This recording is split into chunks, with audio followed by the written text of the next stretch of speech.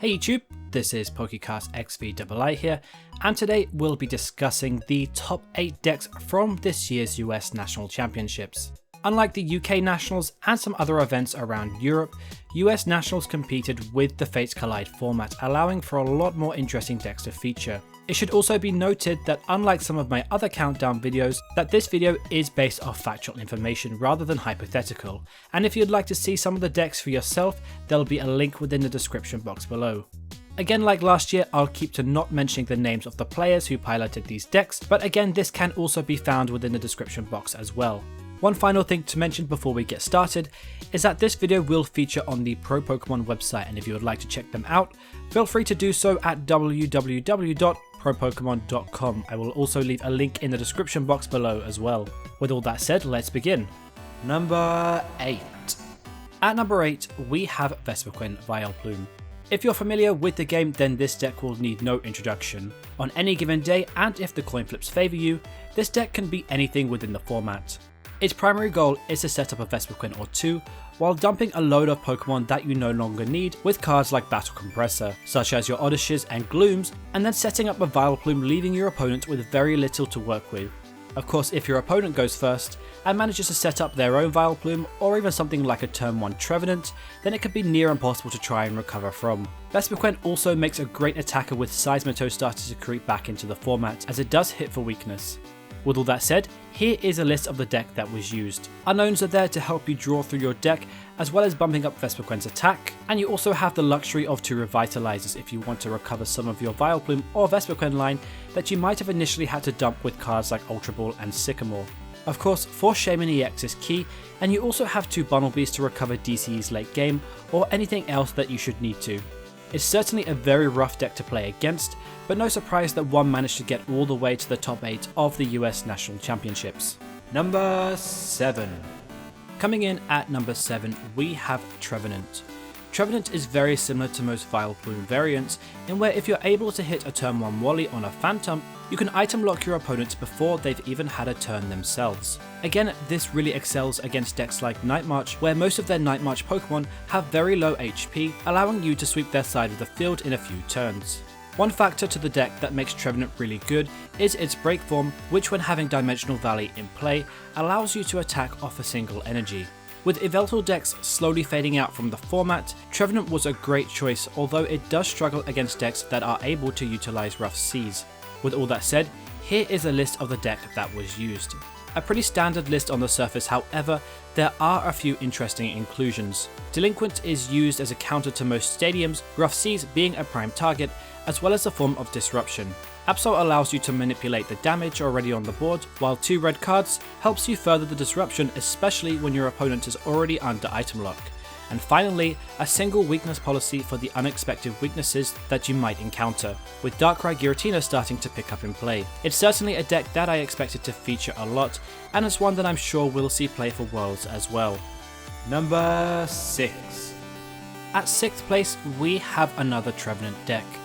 As we've already discussed the main concept and why it succeeded at the tournament, let's look at the list and see any notable comparisons while also looking at how it differs. As you can see, the deck is very similar, however, there are some notable exceptions worth pointing out.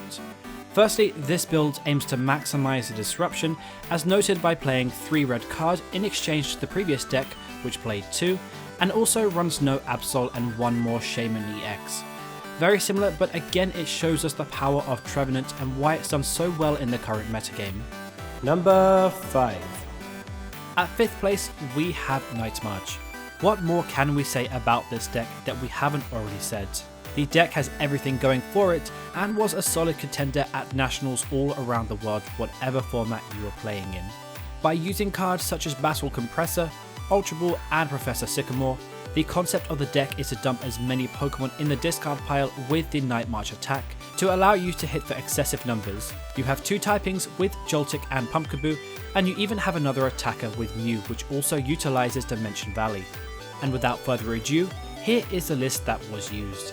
Since there is an emphasis on Psychic Pokemon playing Mew, the list does include 3 Dimension Valley.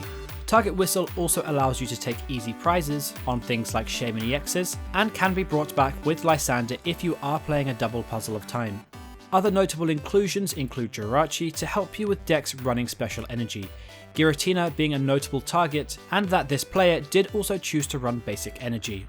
Since the type of your energy is irrelevant as all of your attacks are colourless, it only makes sense to run metal as you do have the one Jirachi, not forgetting that Mew can copy Jirachi's Dream Dance for a single energy with Dimension Valley in play. The last interesting factor worth mentioning about this deck is that the player chose to run Muscle Band over Fighting Fury Belts to hit those higher numbers. It's a deck that a lot of people expected to feature, and comes of no surprise that we have a Night March featuring in our top 8. Number 4. At 4th place, and moving on into our top 4, we have Darkrai Giratina.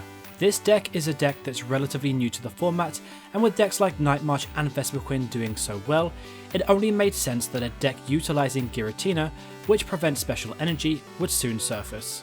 Darkrai's Dark Pulse deals 20 damage, plus 20 more for each Darkness energy attached to your Pokemon.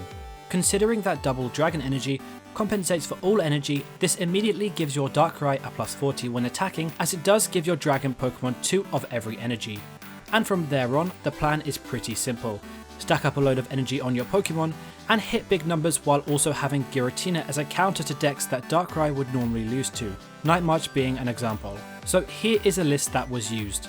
Max Elixir is used to accelerate those Darkness energy, while having Hydreigon EX to give your Dragon Pokemon -2 retreat when a stadium is in play.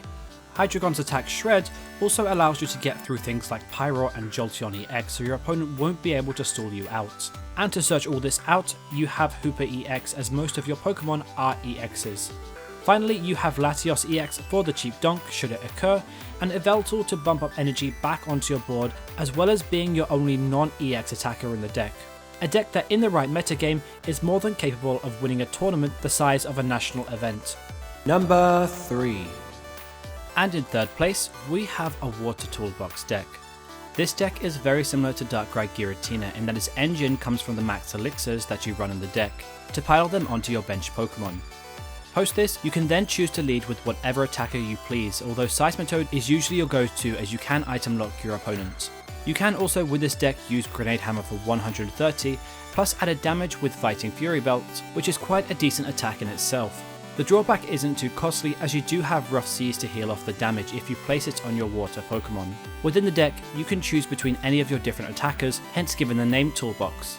Some examples include Regice for EX Pokemon, Articuno for low HP Pokemon that only give out a single prize, with Glaceon EX for evolutions, and Manaphy EX for the free retreat, plus it being a great counter to Trevenant. With all that said, here is the list.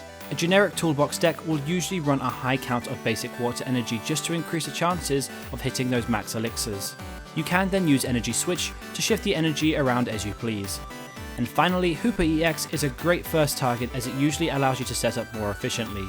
Certainly a really solid deck choice, and again another deck that we expected to feature. Number 2. Coming in at 2nd place, we have Seismitoad Giratina. This deck has fallen off the radar quite a bit due to it being very vulnerable as you only play special energy in the deck. However, with decks like Greninja dropping off and cards like Jirachi seeing less play, Seismitoad Giratina proved to be a very good metagame call. It's arguably the most disruptive deck when set up, as you're able to spam cards like Crushing Hammer, Team Flare Grunt and Xerosic to deny your opponent of energy while item locking them in the process. Of course, if your opponent does inflict damage onto you, you have cards like Super Scoop Up to reverse the damage, keeping in mind that you can reattach the double colourless energy and continue to keep using Quaking Punch. Giratina EX is your late game sweeper as it offers a different form of disruption and also a great counter to Mega Pokemon should you encounter them. And so here is the deck that was used. Again, your first target will be Hooper EX to search out your big EXs, as well as your Shaymins to cycle through your deck faster. You also have Latios EX for the cheap donk, should you ever have the opportunity. And what's also interesting is the cut on essentials like Trainer's Mail and Ultra Ball to make room for 4 Puzzle of Time, maximising your opportunities to disrupt your opponent. And finally, the last inclusion that took my interest is the one Giovanni scheme to increase your damage outlet. It's a deck that's certainly gone under the radar for a while, but has proven to be an extremely good metagame call, taking 2nd spot at this year's event. Number 1. And finally, in our number 1 spot, it should come of no surprise that we have a Night March variant in Night March Vespiquen. This deck, instead of running Mew, focuses on having Vespiquen, as dumping your Night March Pokemon benefits both your Night March attackers and your Vespiquen's Be Revenge. Having a stage 1 in Vespiquen allows you to hit popular Pokemon like Seismitoad EX for weakness, as well as a counter to decks like Jolteon, which prevents any basic Pokemon from dealing any damage to it. Following that, the deck is more or less the same. Here is a list of the deck that was used. The emphasis on Dimensional Valley isn't so much, as you have various attackers that can function without it, not forgetting that you do have Puzzle of Time to revive it should you need to. It also does contain 4 Unknown, something that most Night March decks usually don't play, helping you to feed through your deck faster while adding up numbers for your Vespiquen's Be Revenge. And so there you pretty much have it. That is the top 8 decks from this year's US National Championships. If you would like to see more Pokemon related content, then all you have to do is click the annotations at the end of this video. Alternatively, there will also be a subscribe button there as well if you would like to subscribe to the channel. Again, if you would like to check out ProPokemon, all the links are in the description box below. Otherwise, it leaves me to say thank you very much for watching, and I will see you all next time.